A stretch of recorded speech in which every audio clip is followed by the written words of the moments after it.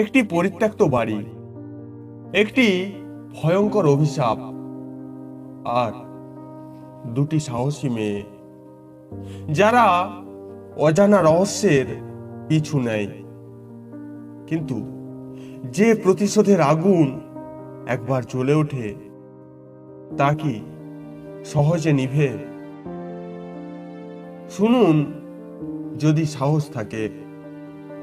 শুরু হচ্ছে পেতনির প্রতিশোধ, শুধুমাত্র গল্পশালাতে।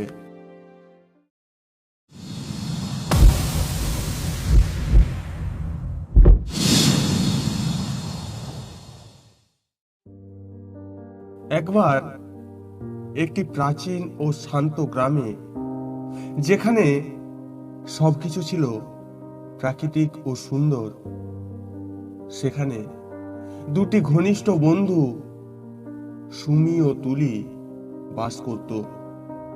তারা ছিল অপরূপ সুন্দরী এবং সাহসী।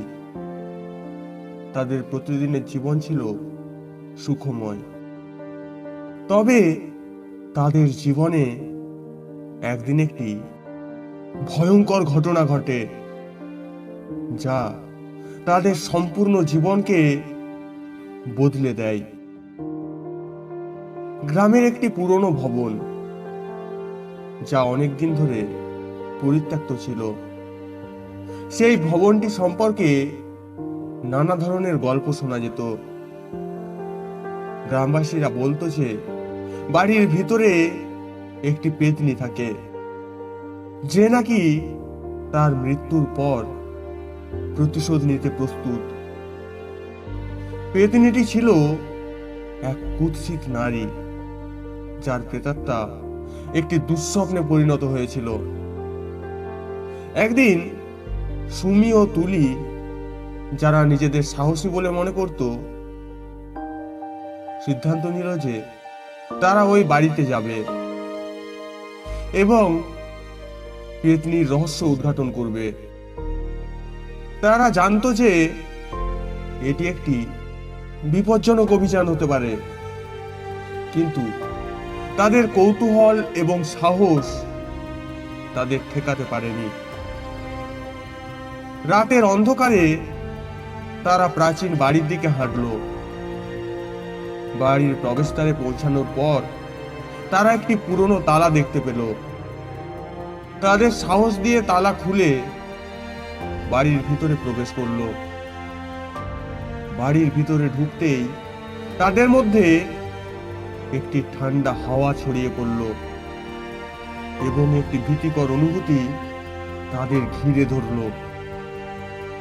বাড়ির প্রতিটি কক্ষে ঘুরে তারা একটি পুরনো সিন্দুক আবিষ্কার করল। সিন্দুকটি অদ্ভুতভাবে বন্ধ ছিল, তবে সুমি কিছু পুরনো চিহ্ন দেখে বুঝতে পারল যে এটি খুললে কিছু রহস্যময় ব্যাপার সামনে আসবে। তারা সিন্দুক খুলতেই একটি অদ্ভুত বই এবং কিছু প্রাচীন চিত্রকর্ম বের করলো। বইটির পাতা উল্টানোর সাথে সাথে তারা জানতে পারলো যে পেতনিটির জীবনের ইতিহাস ও তার মৃত্যুর কারণের বিস্তারিত বিবরণ লেখা ছিল সেখানে। পেতনিটি ছিল একদিন এক ধনী পরিবারের সদস্য, কিন্তু তার স্বামী ও পরিবারের অন্যান্য সদস্যরা তাকে বিশ্বাসঘাতকতা করে এবং তাকে হত্যা করে। তার মৃত্যুর পর তার প্রেতাত্মা শান্তি পায়নি এবং সে তার হত্যার প্রতিশোধ নিতে প্রস্তুত ছিল। সুমি ও তুলি সিদ্ধান্ত নিল যে তারা পেতনিটির প্রতিশোধের বিষয়টি সমাধান করবে।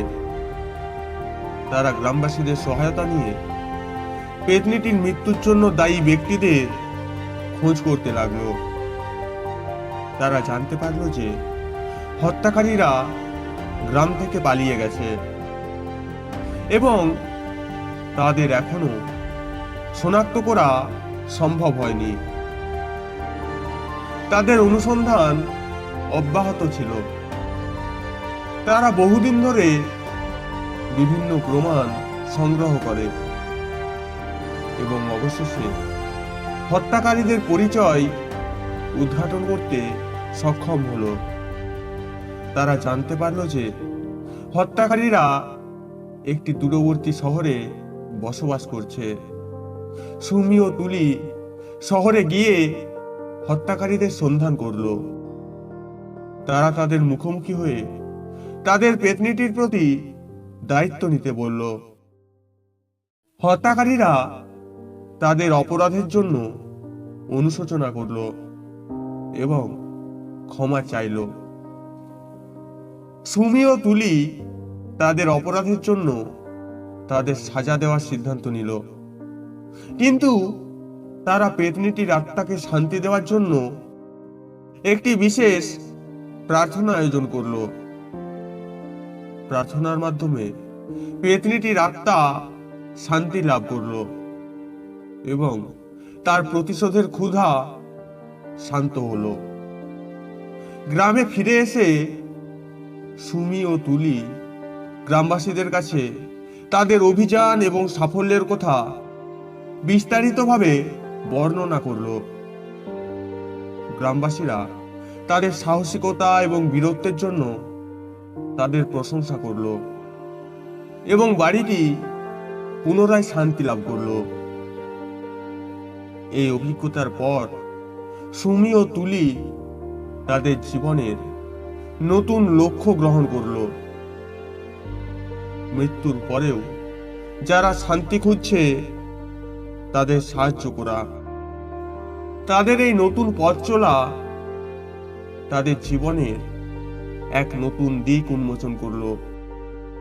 তাদের বন্ধুত্ব আরো গভীর হলো। এভাবে সুমি ও তুলি পেতনিটির প্রতিশোধের গল্পের মাধ্যমে শুধু একটি আত্মার শান্তি প্রতিষ্ঠিত করল না, বরং নিজেদের জীবনের এক নতুন অর্থ খুঁজে পেল। অন্ধকার রহস্য উন্মোচিত হলো, প্রতিশোধ পূর্ণতা পেল। কিন্তু সত্যিই কি সব শেষ হলো? হয়তো না, কারণ কিছু ভয় কখনোই শেষ হয় না, শুধু নতুন রূপে ফিরে আসে। শুনতে থাকুন আরো শিহরণ জাগানো গল্প, শুধুমাত্র গল্পশালাতে। পরবর্তী রহস্যের জন্য প্রস্তুত তো?